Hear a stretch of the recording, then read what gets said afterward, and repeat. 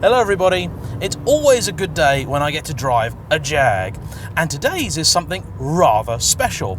From the outside, this might just look like Grandpa's old Jag what he used to take to the shops every weekend, but believe me, this is anything but. This is a 1995 Jaguar XJR-6 with a manual gearbox in it. Now, if you're not aware, that's not actually as crazy as it might seem, because these cars were actually offered as standard with a 5-speed manual. It just so happened that nearly every single person that ever ordered one went for the absolutely awful GM-derived 4-speed slush box. Personally, it's that type of gearbox which has put me off many manufacturers' cars in the past, including Jaguar and indeed Mercedes.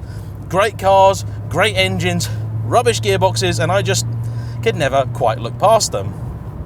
A manual XJR-6 is actually a very rare thing indeed. There are allegedly about 40 of them still remaining, although most of them are probably not in serviceable condition. The entire model was actually very short-lived. It grew out of the old 1980s XJ and eventually got replaced by the X308. The funny thing is that at a quick glance, the X308 looks like exactly the same thing, but it is in fact a very different car. Now Lee, the man that owns this one, is a serial Jag man, it would turn out. This is his 9th of this type of Jag. He's got others as well, but this one is his kind of special car. And it's a brilliant example of an interesting and unusual car that can be created on a fairly modest budget. You can pick up an XJR for reasonable money, a few £1,000s. And what he did was bought one of those, and this vehicle had actually lived in Kensington nearly all of its life. It had the right spec that he wanted, nice classic green colour, no sunroof because they are apparently very problematic, and then got another donor vehicle, a regular XJ with the 5-speed box in it, and it's the exact same box. To give you an idea as to how easy the conversion was, he gave a mechanic that wasn't a friend, no special particular person, all of the parts, the car, and it took 1 day and about 250 quid in labour to fit the lot.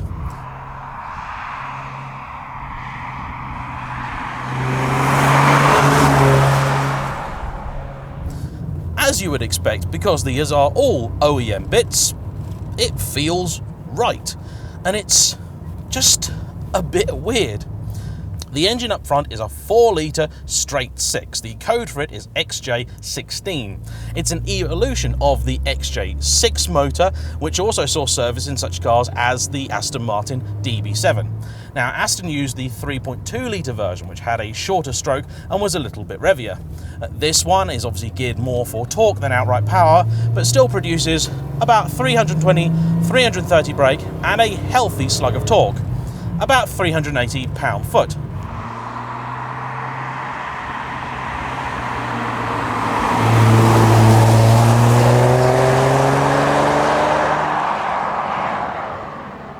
In terms of the engine, this one has a few interesting modifications. It's got a absolutely stunning Hayward and Scott manifold that is a thing of beauty. It's also got catalytic converters that were eye-wateringly expensive, and the rear is another custom system from a different manufacturer. There's a sporty air intake, but those are kinda the major mods to the vehicle. The suspension setup has the benefit of some rose joints on the drop links, but that's really it. The rest of it is OEM, just very well maintained. And you know what? It's just right for this type of car. It is a very odd thing to be heel and towing in a Jag, an old Jag, and it sounds like nothing else that I've driven. I've just spent a few days in the brand new Audi RS6, which is a scalpel of a car when you consider that it's a 2-ton barge. And it takes a little bit of time to recalibrate one's senses when you step into this. However, it doesn't take all that long and you soon acclimatise to the Jag's charms. The gearbox is a 5-speed Getraag lump, possibly the same as would have been used in BMWs of the era. It isn't the best shift in the world, but it's actually also far from the worst. It's a little bit long, but it's precise enough, and this beautiful steel shift knob here is absolutely lovely. This interior is the classic Jaguar combination of some of the finest leather that money can buy and the cheapest switches. Down here you've got a familiar bevy of switches and gauges which people will recognise from other cars such as the Aston Martin Vanquish or any rubbishy Ford from the 1990s. It seems that I'm blessed with X300 models because the only other one that I've driven is the Limousine, the old funeral car that was on the channel a little while back. If you want to watch that video, go and have a look at it. And I realised earlier today that there's only actually one other manual Jaguar that I've driven, and that's an XJ220. If you haven't seen that video, you can go and watch that one as well. And the box in that car was actually ridiculously good, and I would love to draw some parallels between the XJ220 and this, but honestly there really aren't any. I think the interior in this probably feels a little bit nicer in some ways. These seats are so comfortable, and in my advancing years I'm even somewhat taking to the grey leather. I used to hate it with a passion, but it does kind of work, and it does lift the interior a bit.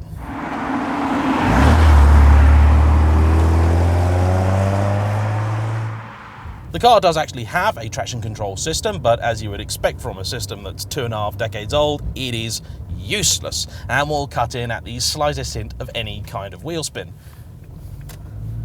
Helpfully, Jaguar also fitted from the factory a mechanical limited slip differential. Although many of the underpinnings of this car are from the 1980s, it really doesn't feel like an old car at all. It's very easy to drive. You can't change gear in it that quickly, and that's mostly because the engine evidently has a pretty heavy flywheel attached to it because the revs do not drop quickly, but that's fine. It kind of suits it. The ride is plush as you would expect, and actually it feels pretty solid in here too. I love the big XJR logo stamped on the wheel here, but from the outside it's actually a pretty subtle looking thing. Compared to some of the more recent super saloons that we've seen, this is a really understated vehicle.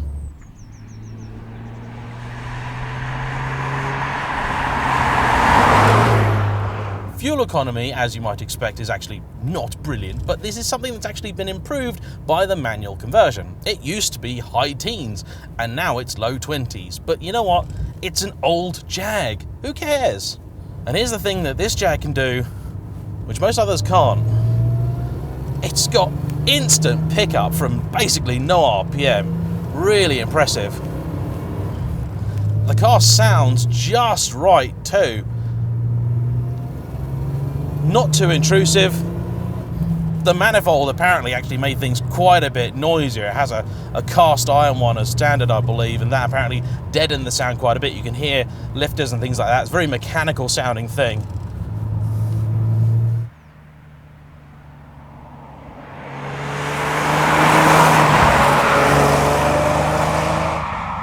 And there's something about old Jags. They're a bit of a naughty boy's car. Something I only really came to appreciate later in life. This sort of bad boy image that the Jaaaaag has. For so long I always thought of it as a very pipe and slippers brand, but now I think of it more as a sort of, you know, sharp suit and baseball bat kind of affair. It's the sort of car that I almost imagine going down this road, seeing a black and white Ford Sierra appearing in the rearview mirror. Sirens a go. You're trying to get away with some booty.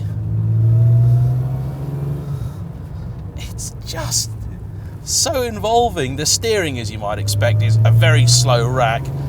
Doesn't have the most feedback. It's got a nice weight to it, just about the right thing you want, because you don't want it to be too heavy for what is supposed to be a wafty car. But the view out the front is awesome. Brakes are 1990s items, and you have to respect that. The wheels on it kind of ape the design that the XJ220 has, and that probably isn't helping the brakes cool down either, so you just have to bear that in mind if you're used to ultra-modern braking systems. The car's actually got carbon ceramic pads, which are supposed to help a little bit, but the truth is I don't really have much experience of the standard items to tell you how much of an improvement that they have made.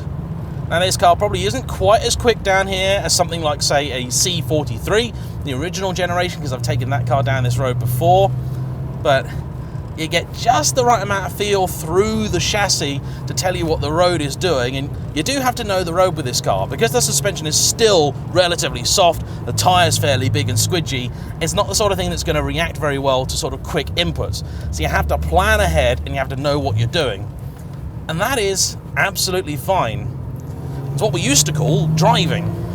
The car will rev to about 5.5 grand, but honestly, by about 4.5, it feels like you should be changing.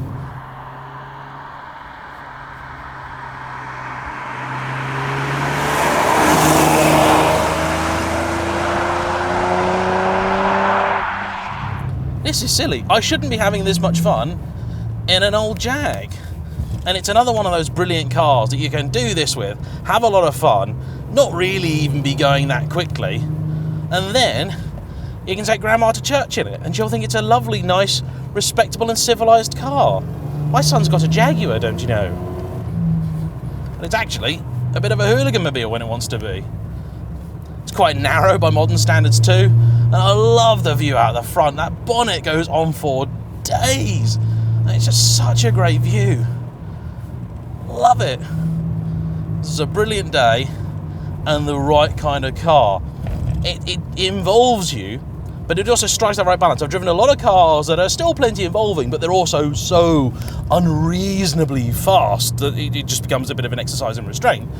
You then get on the other side of it, cars that are nice and fun and engaging and involving, but also they kind of struggle to keep in modern traffic. By the time you get to sort of 70s cars, you can find that just maintaining normal pace becomes effort. This sits really happily in that middle ground of having all the punch you need to have a lot of fun with it, but still requiring the involvement to really get the best out of it, and just, you can just enjoy it. I understand entirely why Jaguar stopped offering these manual boxes, and to be fair, if you put one in a modern XJR, it'd probably just be a bit weird and uncomfortable. It just makes me sad, really, that Mercedes never did something like this in their AMG products. The clutch is nice and light, gear shift is easy. When you want to back off, the car is magic. This is a cool machine. Thank you for watching. Please like, comment below, subscribe if you haven't already. We'll see you for the next one. Bye bye.